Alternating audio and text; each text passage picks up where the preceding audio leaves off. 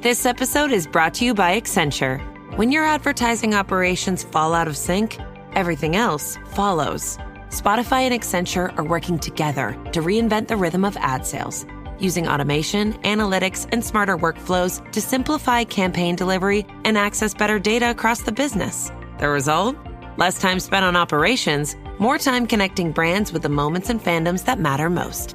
Learn more at accenture.com/Spotify.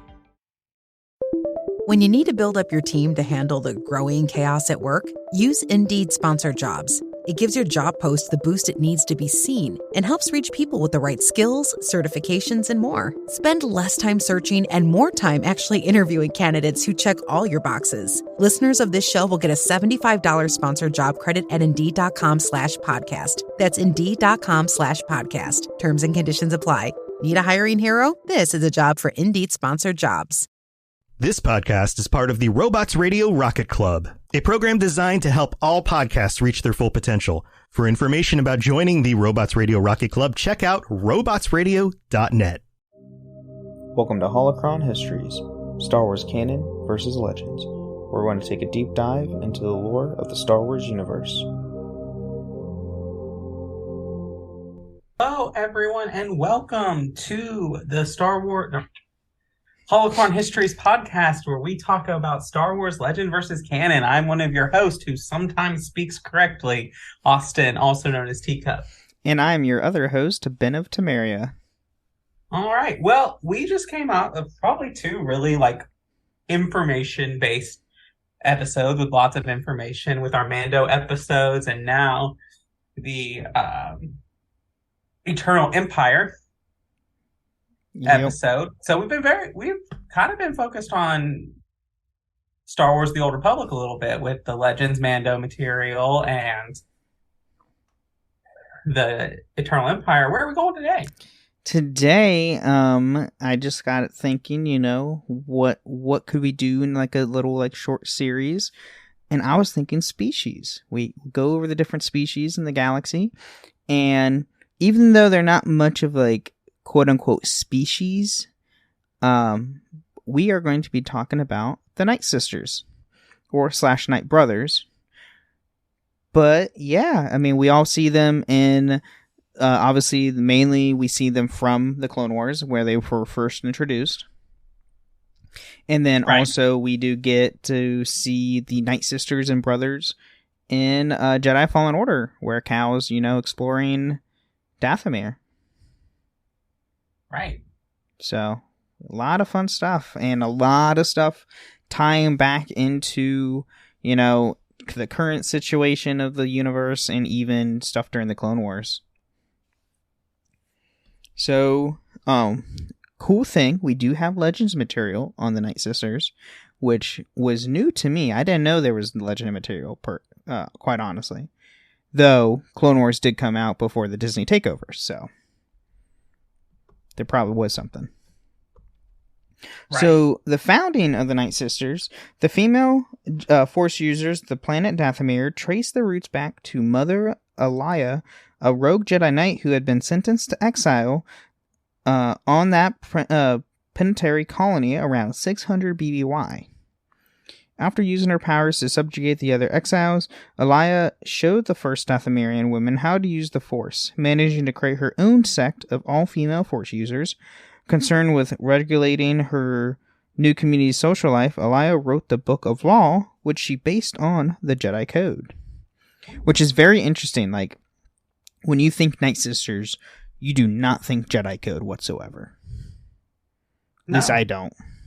Well, it's always interesting because I always viewed the Nightsisters as something that developed separate from the Jedi Order and the Sith Order.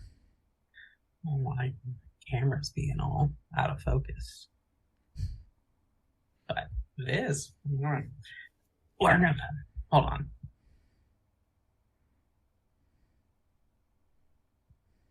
Technical stuff. It's always fun. There we go. But as I was saying, I feel like they developed just separately of planet-based Force users. But it's interesting that there is something that they would have encountered the Jedi Code. Mm-hmm. Right. And then, over the ensuing centuries, the witches of Dathomir, also known as the daughters of Elia, divided into different clans or sisterhoods. However, some of the sisters let themselves drown on the dark side of the Force, just like Elia herself before she was redeemed. Interesting.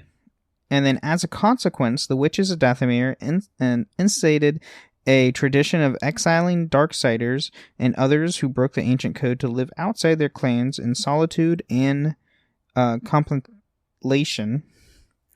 However, at some point during the waning decades of the Galactic Republic, while Elia Dejo was the war master of the Singing Mountain clan, two sisters named, Gethzerian and Barithal, were exiled after attempting to assassinate their leader, Ogwyn Dao, who was also Gwythzion's birth mother. They banded together with other outcasts to form a new clan, which was known as the Nightsisters, as they studied the forbidden night spells, quote unquote. And then over time, this group came to resemble the traditional clans and started to expand, raising its own children to obey the power of the dark side, although they did not regard those in those terms. While other clans refused to forcibly oppose them, their numbers rose steadily. And the self-proclaimed Mother Gethzerian even provided her flock with the Book of Shadows, an instructional treaties of Nightsisters' new signature spells and rituals. As years went by, this initial group of exiles divided into multiple covens, which quickly started compelling for food, land domination, male slaves, and magical supremacy. So, if you caught the word magical supremacy, yes, they first started out just using, the Force, dark side of the Force, and all that fun stuff, and then, starting mixing in their own weird stuff to make it more like sinister magic stuff. So it's the dark side of the Force plus other stuff, which we do see in Clone Wars because it turns green and weird. And in Rebels, don't we see the dead come back alive? Yes, and in Fallen Order. Oh, and Fallen Order. That's true. So now we have the rise of the Dathomirians. Several decades prior to the fall of the Republic, a band of pirates came to Dathomir with a shipment of male Zabrak, a species of horned near humans. The all-human Nightsisters took interest in these newcomers and discovered that they were genetically compatible. The interbreeding of humans and Zabraks resulted in the emergence of a hybrid race known as the Dathomirians. So, Nightsisters prior were all humans. Then they, mingled with the Zabraks, which, if you don't know what a Zabrak is, look at Darth Maul. That's a Zabrak. Darth Maul, Savage Opress, were both Zabraks. We do see Zabraks also in Knights of the Republic 2.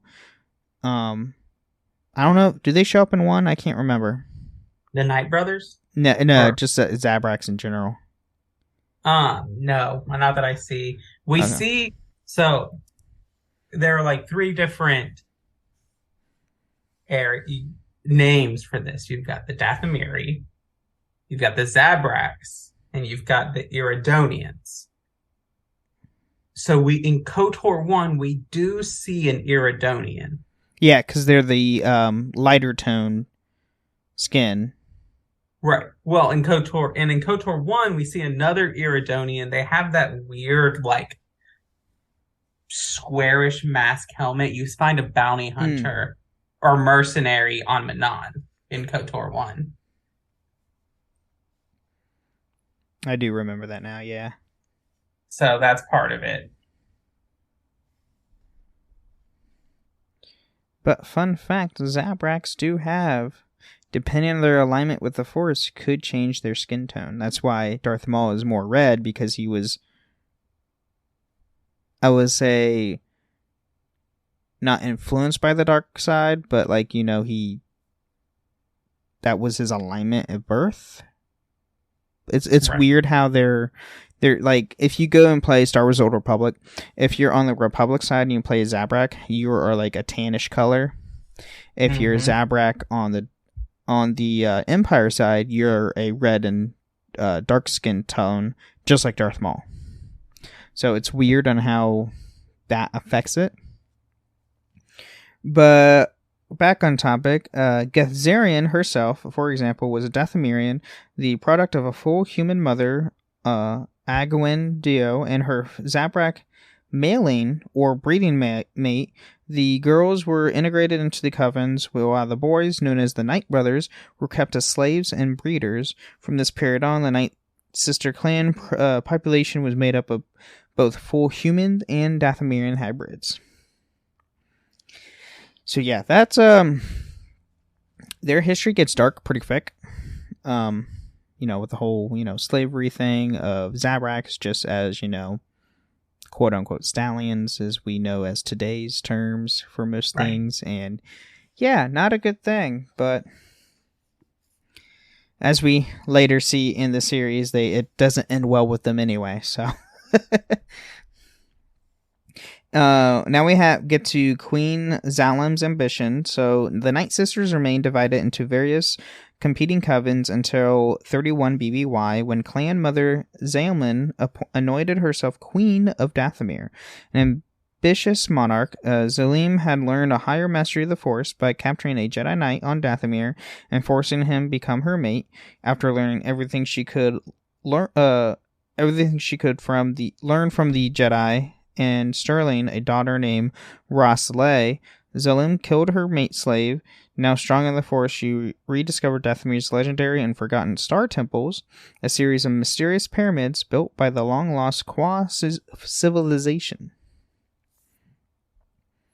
Zalem successfully unlocked the secrets of the pyramids and discovered the Infinity Gates, powerful artifacts that could project devastating energy waves capable of sucking entire planets into infinity.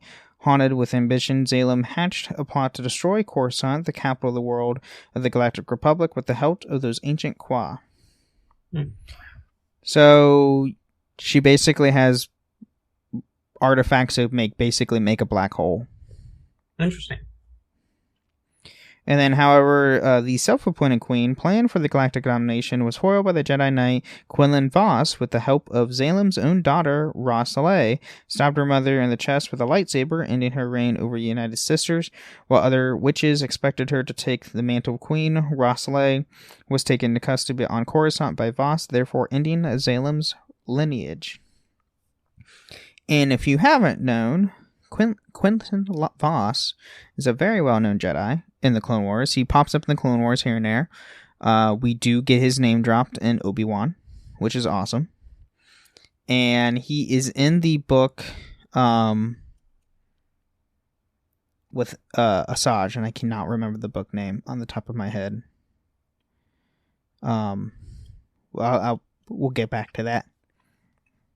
So, following Zalem's failure, a new authority figure arose.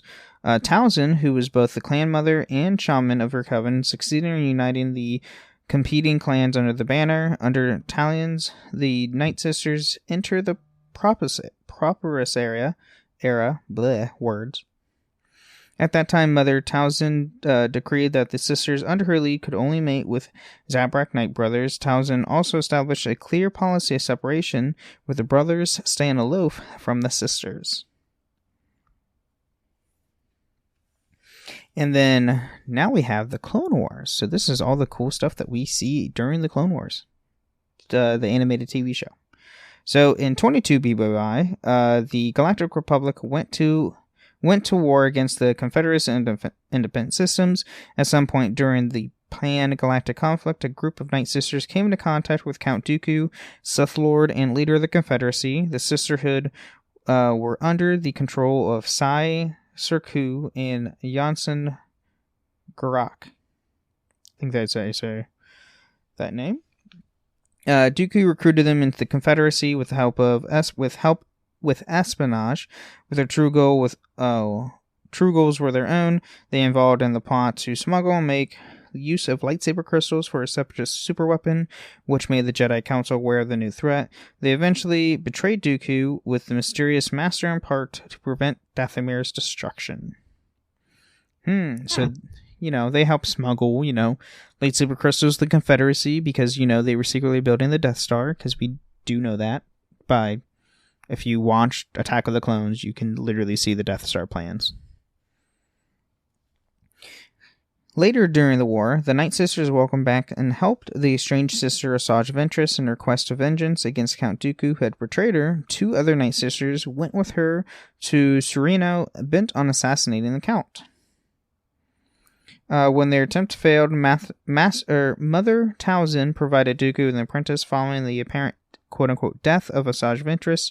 The Night Brother, Savage Opress, was presented to the Count by Talzin in person. Around the time, they also discussed using her own Nightsisters against the Jedi in the Separatist war effort.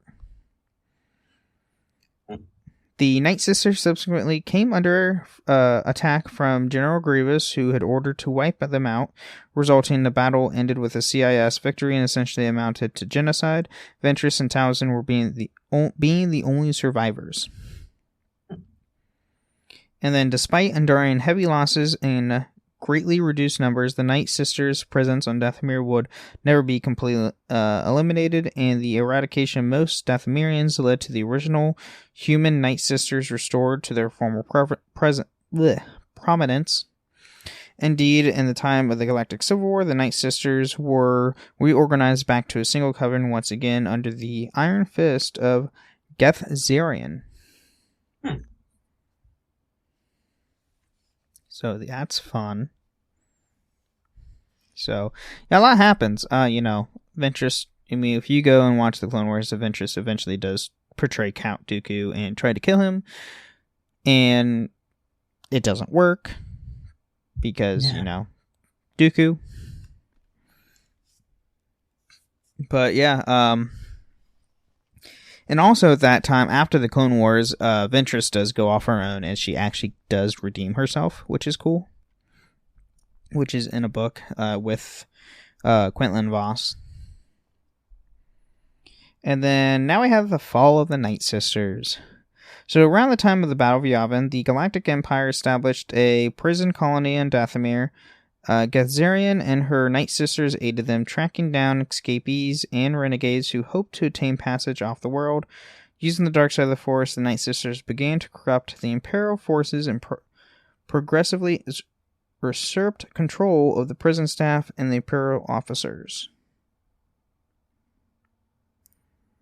When the Empire discovered the situation, the Nightsisters turned Imperial troops against their officers. A battle therefore erupted on Dathomir between loyal Imperial forces and the Nightsisters backed by their Imperial slaves. Eventually, the Nightsisters defeated and repelled from the prison. When Emperor Palpatine came to learn the true extent of Gethzarian's dark powers, however, he began to fear the formidable threat she posed to him. I mean, honestly, anybody with power during Palpatine's reign, he saw a threat regardless of who you were. I mean, yeah. Hence how he destroyed the Jedi, hence how he tried to wipe out most of the galaxy under his rule, because he doesn't like being opposed. No, he does not. He's a jerk. So he had all the ships stationed on Dathomir destroyed and detached a fleet group to enforce quarantine on the planet in order to keep Gethzarian and her clan grounded. The prison and the Imperial forces at the surface were abandoned. These troops continued to fight the Nightsisters for years, but Gethzarian and her minions eventually took over the Imperial prison and enslaved all the standard Imperials stationed there, trying but failing to cobble together an escape craft. Yeah, that also shows that Palpatine doesn't care about his own men. He just abandoned them regardless. He's like, yep, we're done. We're going to just station, a Star Destroyer over the planet and be done with it. Right. And then despite this, there were several Nightsisters, such as Sillery, who apparently managed to escape this fate. They allied themselves with Tiber Zan, of the Zan Consortium. The Nightsisters fought on the side of the Zan Consortium, riding mighty Rancors. Other escapees include Charal, who ended up on Endor. Okay, let me stop there. They're riding Rancors into battle. That's awesome. Yeah, I mean, that's what they did, and we see a lot of that in Legends. I think, and sometimes we see that, like, if you remember from the Force Unleashed, the first game. Yes. With when Felucia. You're on Felucia, yeah. Uh-huh. That was awesome. Trained Rancors to, like, do your bidding and what. I mean, we get that in Book of Boba, but that Rancor eventually goes, crazy. Off doing its own thing. But yeah, like, trained Rancors. Yeah, if you have a chance, go play Force Unleashed. Spoiler alert, you do kill Shaak Ti, but Shaak Ti does have an apprentice during that time, and eventually you do go back to Felucia to save Bail Organa. Right. But in this, the apprentice of Shaak Ti, I cannot remember her name, trained Rancors using the dark side of the Force. Yeah, you had to fight like a lot of Rancors on that mission. Right. So, in 1 ABY, the Hutt crime lord, Jabba Dasilik Tirur, Jabba the Hutt, entered into a wager with one of the cousins to collect the most interesting trophy the fastest. One of Jabba's minions, the Trandoshan bounty hunter, Bosk, therefore recruited a spacer to recover a Night Sister shroud on Dathomir for Jabba. And Bosk is a Trandoshan, which are those, lizardmen-like species. Right. And then in 8 ABY, when a number of rebellion heroes were stranded on Dathomir, Gethzarian made a deal with warlord Zinj that in exchange of turning over Han Solo, the Night Sisters would get access to a ship that they could escape the planet. However, Zinj double-crossed them and had 2 Imperial Star Destroyers fire upon the escape shuttle, killing them all. That's fun. Yeah, we're not going to trust you. Here's a bombardment from a Star Destroyer. Have fun, bye. So, there's a fun story. Maybe we'll get into it a little bit. Maybe, but there's a brief time where Han becomes potentially he wins the planet in a bet. I'm not surprised to hear that. Han does a lot of dumb things.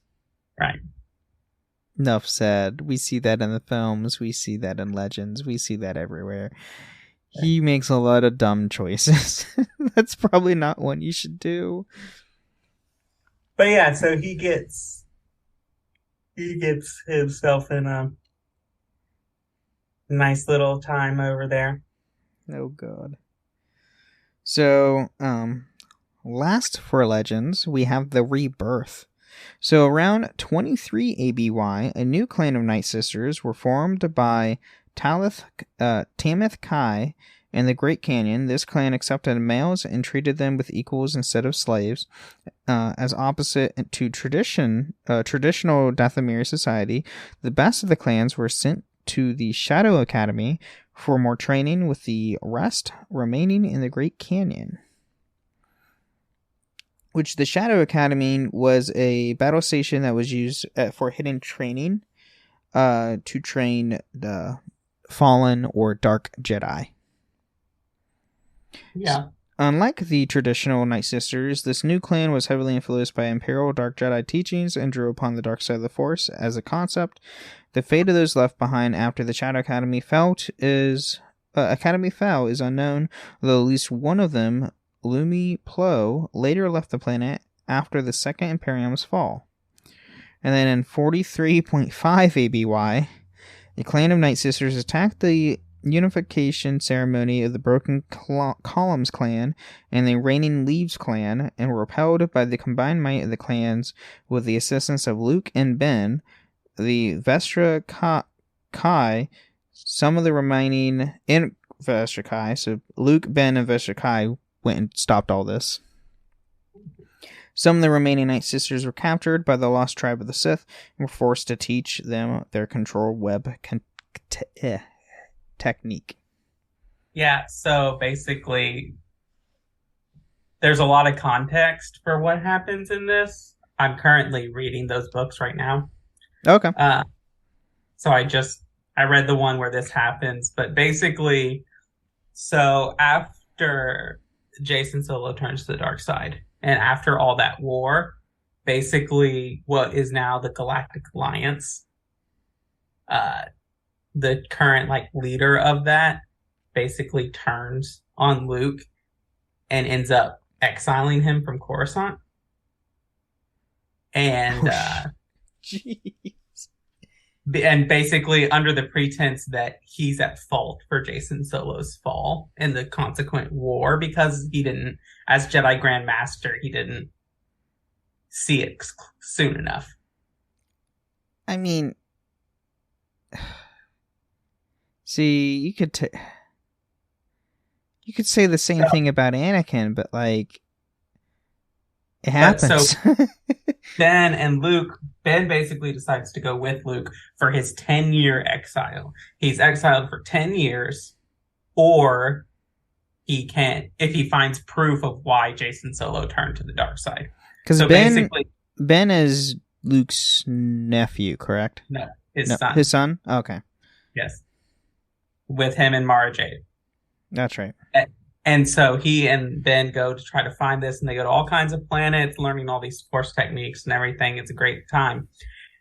And they get to this point where they're on Dathomir, and they're basically overseeing this unification summit, which is done basically because the people of Dathomir are divided into two groups.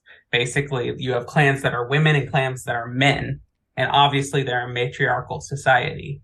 And so these two clans are permanently unifying to become a mixed clan. And the Nightsisters don't like that. So they're attacking that because it represents an end to their struggle.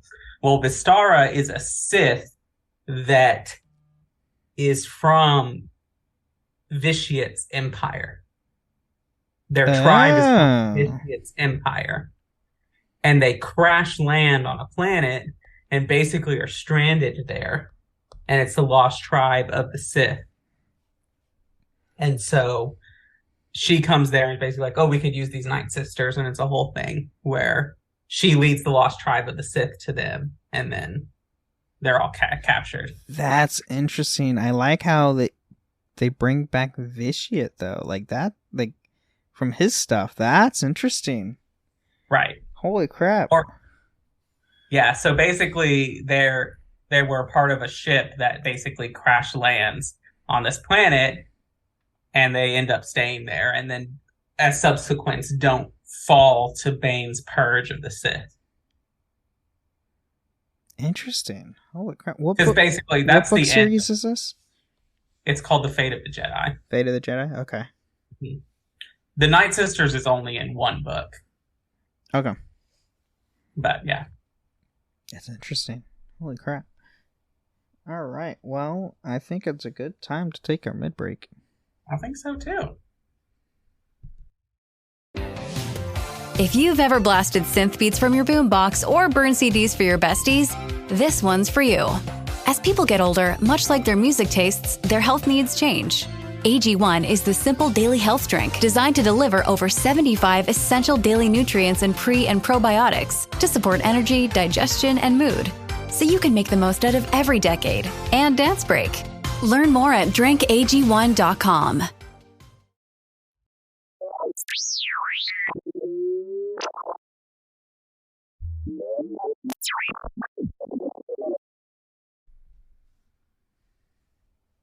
Well, welcome to another show where we talk about all things that have to do with the podcast, but not the lore of Star Wars. First, I'd like to thank our patrons, all of our patrons who support us and sign up there. We have a great time with you all when you come on our patron chat, and anyone who supports us at any tier, we greatly appreciate it. Our patron chat is next week, so if you want to come and join us on the show and sign up, you can sign up at our $20 tier, which is, I believe, Dark Lord of the Sith and Jedi Master, or Darth Yeah. or Jedi Master. Yep. Darth or Jedi Master. You decide. The choice is yours. You can sign up at that tier for $20 a month and come and join us on the show. You can sign up next Tuesday and still come on us on the show on that day.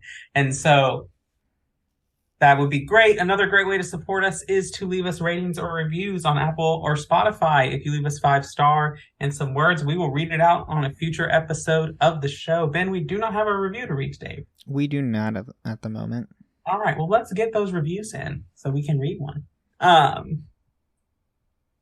And then the last thing is come and hang out with us on Discord. You can see us there on the Cups Podcasting and More Discord server or the Robots Radio Discord server. You can come and hang out with us. You can come and sign up. We're trying to get our SWTOR guild off the ground to actually do stuff. So if you want to come and play SWTOR, come and join us. We are currently only a Republic guild right now. So we do not have an Empire guild or a hybrid. I don't even think you can have a hybrid guild. No, it's either one or the other. I mean, you can have one of each. We can have one dark side, one light side guild, but no, there's not a way you can have both. Even though in the expansions, both sides come together. Right.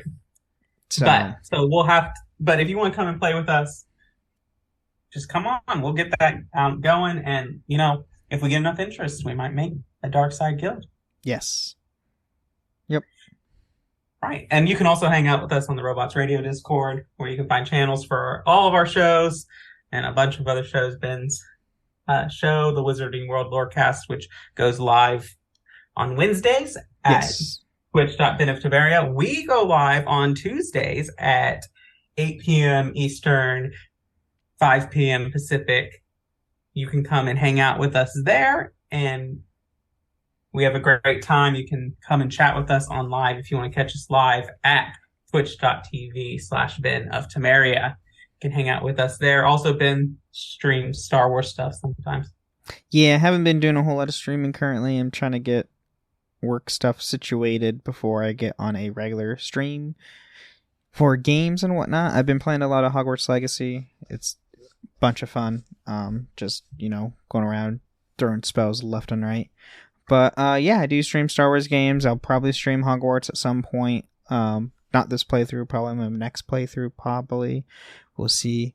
It's gonna be fun. Once I get my work schedule figured out, I'll figure out when I can do more of an actual schedule streaming. Right, I have video game ADHD right now. I've had it ever since I beat Sekiro back in May. So. Oh, wow. May? Yeah, I've started a lot of games to finish. So if you have a game that is a good recommendation, hop into the Discord, shoot it to me. Hey, I mean, that ADHD for games is going to end once April hits. I know. I really need for my bank account needs Mirage to come out at the later half of the end of the year and Dreadwolf to come out in 2024. Oh, that would be such a good lineup. Oh, that would be a really good lineup. There's a lot of good games coming out. I mean, right. And before anyone does this is a really off topic, but I'm trying to get through the Dark Souls games. And I've been told that if you start From Software with Elden Ring, you should go to Dark Souls 3 and then go back to the other two. I can see that. Right. Get your skill up, because 1 and 2 are much... Elden Ring is I wouldn't say it's easy, but it's the most user-friendly of all the Souls games. If you know how to, play that, you should be able to easily play, Dark Souls 1 through 3. 1 and 2, 1 specifically is a learning curve because how old it was when it came out. How old it is now. So when we first when I first started playing, I didn't realize how much I relied on spirit ashes. Oh, in Elden Ring. Yeah. So that's that. I only used them for boss fights. Right. So and I've been playing Elden Ring on New Game Plus, so I'm used to like already being super powerful. Yeah. So yeah. I mean, I get really frustrated when I die to like a zombified guy with a knife. Understandable. And but before we go back onto the show, before we end this mid-break, I will say, if no one has seen it yet, there has been leaked footage of Jedi Survivor. There's going to be 5 combat styles. They actually talked about it. Like the leaked footage was dismemberment. Like you see Cal literally cutting off a stormtrooper's leg. Oh. Yeah. Is this still rated T? Yeah. It's cauterized. There's no blood. Okay. Well, I mean, it was a big deal when, I don't know if you played the Jedi Knight series. Mm-hmm. But when those actually got the dismembership thing, they were like, this can't have a T rating.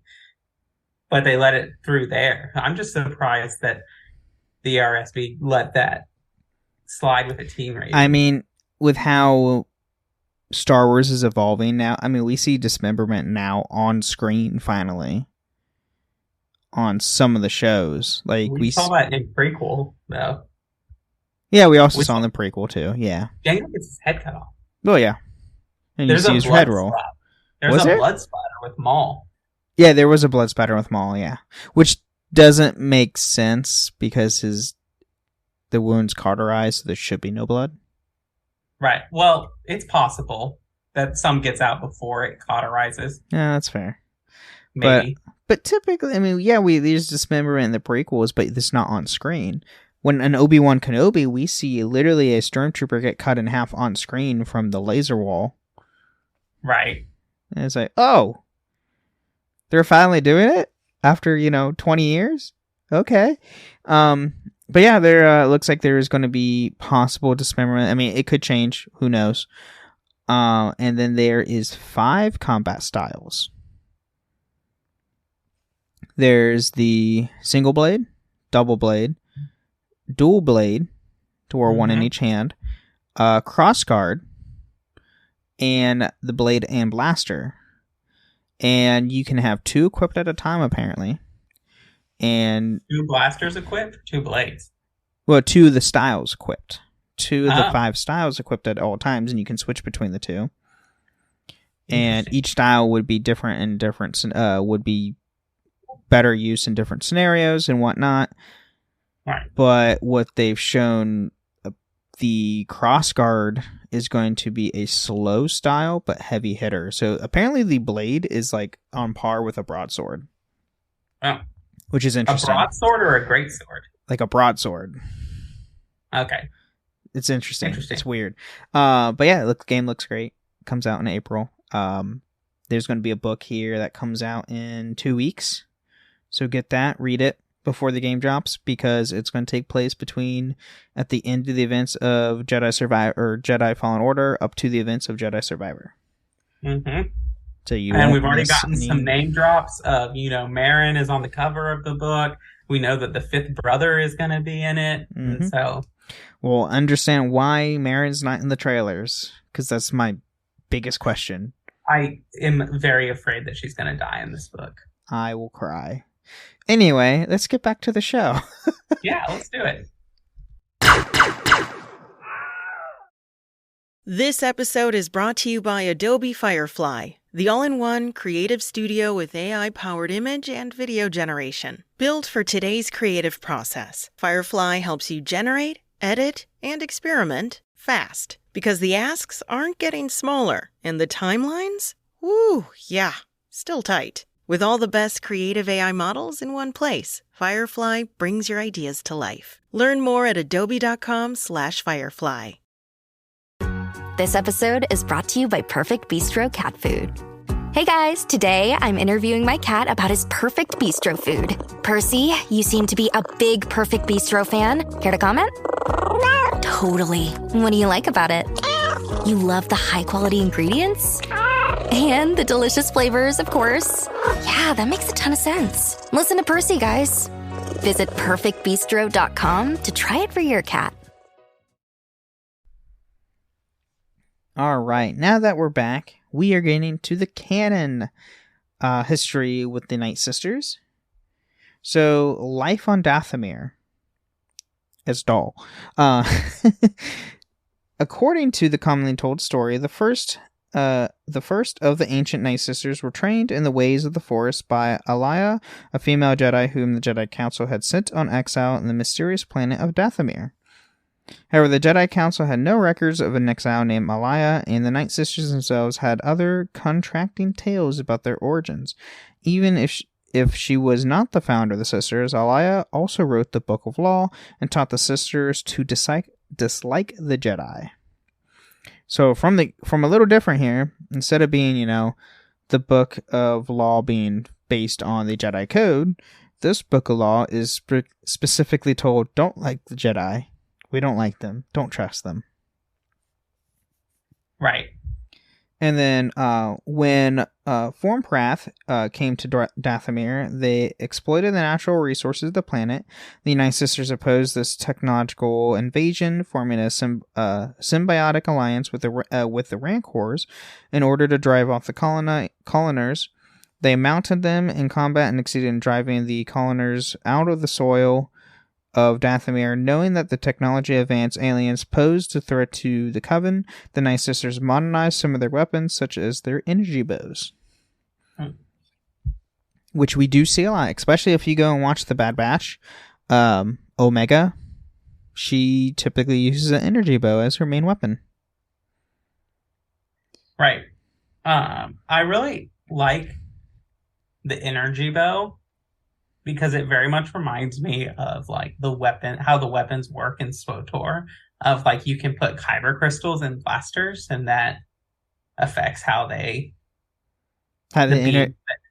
beam's emitted, or how the change of the color, or all that fun stuff. Yeah.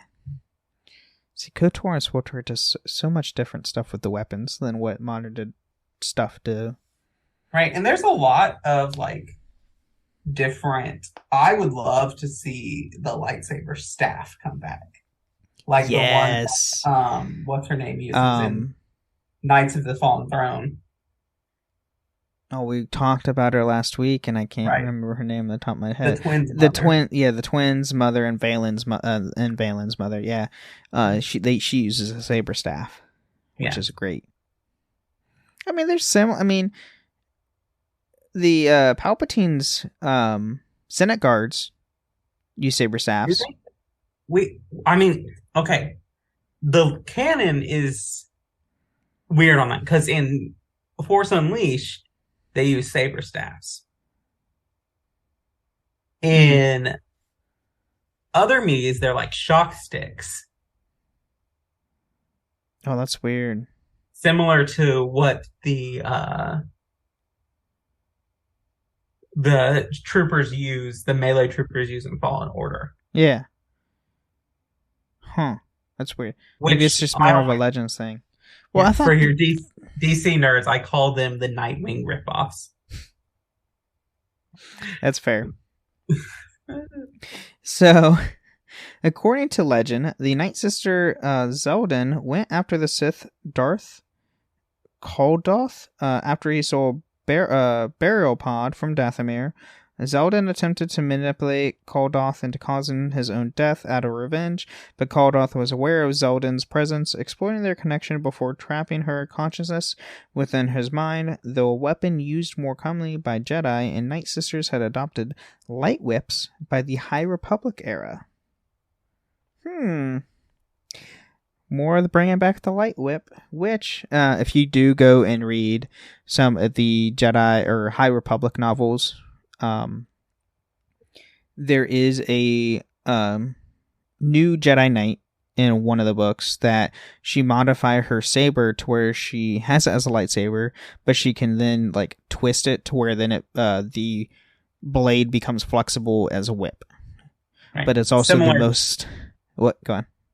Well, I was just thinking that they had that in the, like, if you remember Snoke's guard, they had something similar. Yes. Yeah, like the Palthian, I can't remember, something yeah, something like that. Yeah, similar to that, but like it in the High Republic era. I can't remember her name on the top of my head.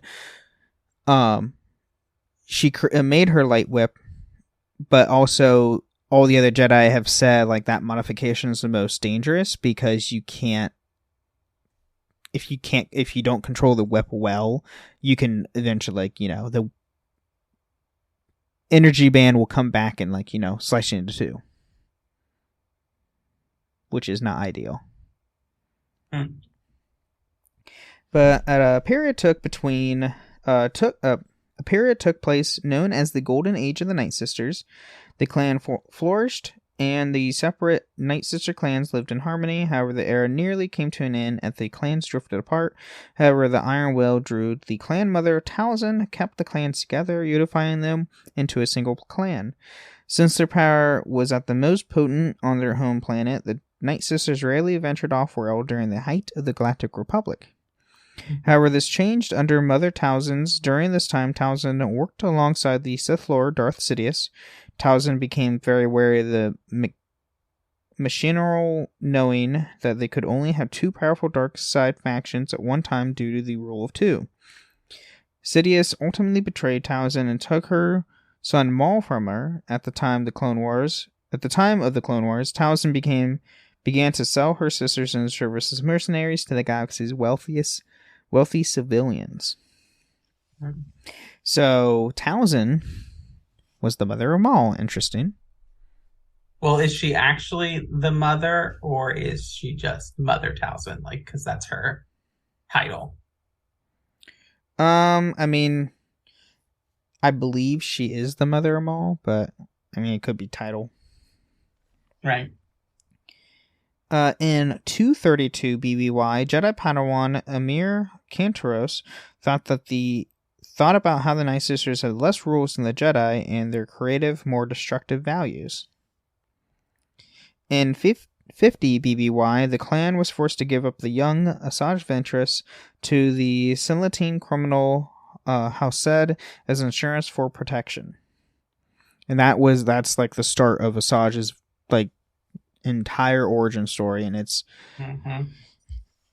you get to see why the way she is in the Clone Wars is because a lot of crap happens. Right. And then other witch groups active on Dathomir include the Singing Mountain and the Blue Coral Divers clan. A couple years before the Clone Wars, Talzin came to tell the Witch of No clan, Fietta, to give up her daughter, Yenna. After Fietta declined, Yenna slowly became frustrated with her own mother's teachings, and one day left to join the Nightsisters in hope of different teaching. The Nightsisters became embroiled in Orzo's son's attempt to steal from a Night Brother village. And then, yeah, so now we have the downfall and the collapse. So this is where, you know, it's going to go a lot more into the Clone Wars stuff that we get to see. So Ventress later returned to her people after being betrayed by Count Dooku, seeking their help for revenge against her former master. After the failure of her first attempt, the Nightsisters used the Night Brother Savage Opress as an instrument to destroy Dooku and used their magic to increase his power, rage, and power. However, their scheme would earn them the ire of Dooku, who would later dispatch General Grievous to Dathomir in retaliation. The witches had posed a threat to Sidious's planned galactic empire unless the target he wanted destroyed. Grievous then destroyed their fortress and killed off the majority of the Nightsisters during the battle, making the end of the Nightsisters as a civilization. The few survivors included Ventress, Talzin, Marin, Yenna, Juressa, and Shelish. You might have noticed the name Marin in there. Yeah. While Ventress pursued a path of a bounty hunter, Mother Talzin continued to live on in seclusion, and the Night Sisters were in fortress where she helped to heal the broken body and mind of her son, Darth Maul. She orchestrated the kidnapping of the Bartonian Queen Julia to make her more powerful than the Jedi and the Sith. However, she failed when Jedi Master Mace Windu and Representative Jar Jar Binks foiled her plan. She disappeared. Maul and Talzin conspired to eliminate Darth Sidious and Dooku, but Talzin was killed in the eventual confrontation. Meanwhile, Ventress joined Quinlan Vos in one final assassination attempt against Dooku, but was killed by the Count while protecting Vos, her newfound lover. Okay, I have to say, Jar Jar foiling the plans of Mother Talzin with Mace Windu. Also, like, Jar Jar gets a romance story in this episode arc. Yes, like, he did. The queen is taken with him. That's right. It's weird. If you hate Jar Jar content, do not watch this arc. No. He gets a lot of, like, story arcs in Clone Wars, and they're not bad. They're not bad, but they're, like, out of all characters in the galaxy, Jar Jar. If you do want to watch an exasperated Mace Windu deal with Jar Jar, do watch that arc. Yes, it's hysterical. Oh my god. Mace absolutely can't stand Jar Jar and is hysterical. I like to admit that he views Jar Jar as Qui-Gon's final revenge on Mace. Oh, I can see that. That's totally true. Qui-Gon left him and was like, here, Mace, he's your problem now. I dealt enough with him. And I only dealt with him for a couple weeks. So, now we get to the final part of canon, which is the adapting. So, following the end of the Clone Wars, the Night Sister massacre at the hands of General Grievous and Count Dooku became known, with very few Night Sisters remaining like Merrin. However, as the Night Brothers weren't wiped out, Merrin would take them into as her servants and took control of Dathomir during the age of the Galactic Empire. Although Grievous' attack was regarded as the end of the Night Sisters, there existed clans of Force users in Dathomir by the time of the Imperial era, who continues the name, such as the sect known as the Nardith Night Sisters. I think that's how you say it.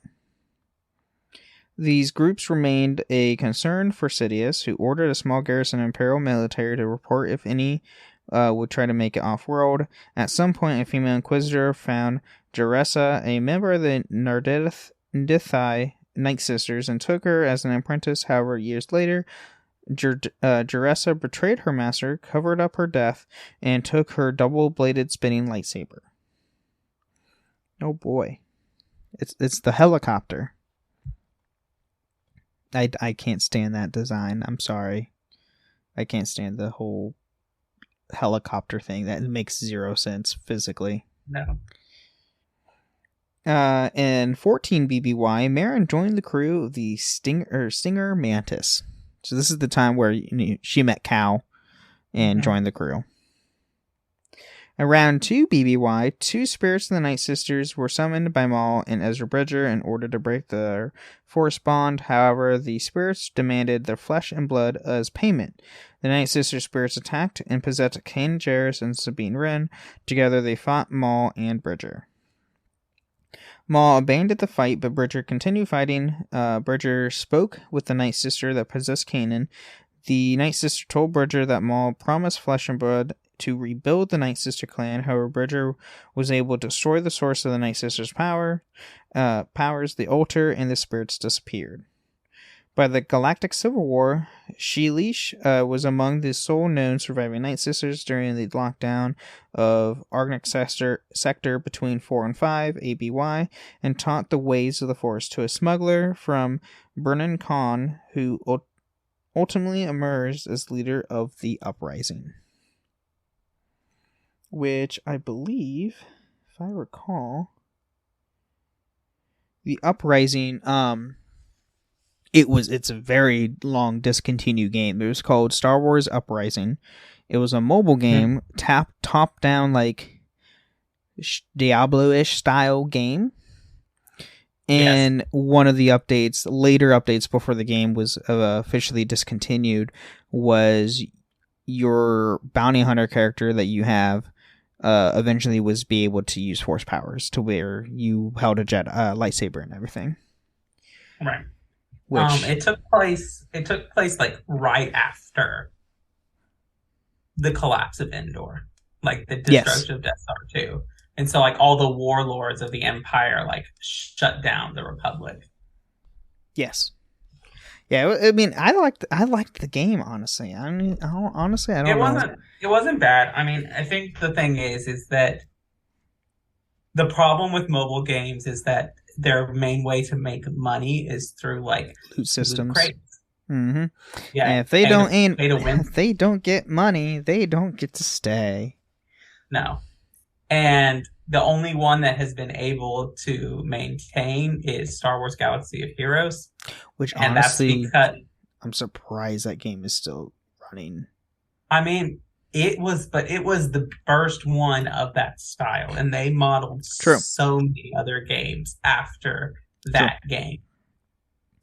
That is facts. And, I mean, honestly, and it also helps, since the game is not... It's a Legends game, not a canon game. They're able to add a lot more to it, to where they added a lot of characters from Legends, specifically Knights of the Old Republic and the Old Republic.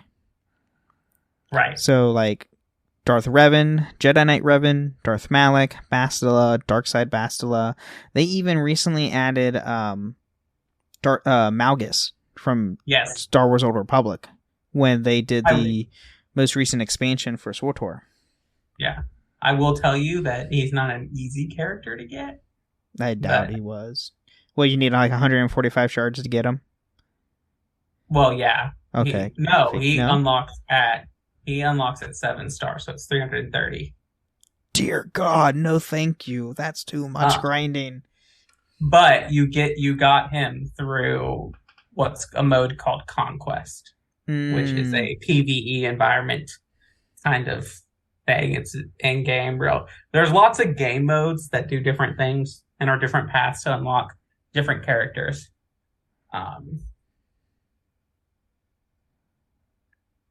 But yeah, it's still a fun game. Honestly, yeah, it's how many? I think that games has been around for 5 years or something like that. More than that, maybe. I think it's 7. Wow, that's insane. Came out I graduated college in 2016, and I started playing that game the Thanksgiving before that, so 2015. Oh my God. Okay, yeah, it's been out for a bit. So, I mean, in 2 years it'll be 10 years. Oh my God. Yeah. And it's a lot different now. Oh yeah, they've added a lot of different stuff and updated the game over the years, which is good. That's how you make good progress to where you don't have a game die. Right. But that is all what we have on Nightsisters for this week. All right. Anything else to add? Very interesting faction. And if you want to see the Nightsister content, like go play Fallen Order, go watch the Clone Wars and Rebels. Hopefully we get a little more content in the book and in Survivor. Yeah. I'm sure we will. Who knows what that game will entail. I feel like we're definitely going to get something in the book because Marin's in the book. Right. As far as the game, who knows? Though I'm more concerned about the guy who was in the the back to tank. The one that looks like a Vader wannabe? Yeah, and he's in High Republic robes. Oh yeah. So I'm very curious about that. It's probably not going to be a good thing. No, I think he might be, possibly a guy, a Force user from the High Republic era, maybe, possibly. Who knows? But we shall see. Anyway, that's all I have. All right. Well, thank you for listening to the Holocron Histories podcast. And We'll may see you next time. and may the Force be with you. Thank you for listening to Holocron Histories, Star Wars Canon versus Legends. You can find us on the Robots Radio Discord at robotsradio.net. You can also follow us on Twitter at SWHoloHistories and contact us at holocronhistories@gmail.com. At ZocDoc, we know being a healthy adult is like living in a video game. Every day has side quests, taxes, laundry, birthdays. And just when you're leveling up, you have to book a doctor. The insurance portal crashes. They put you on hold. Your doctor doesn't take your plan. Game over.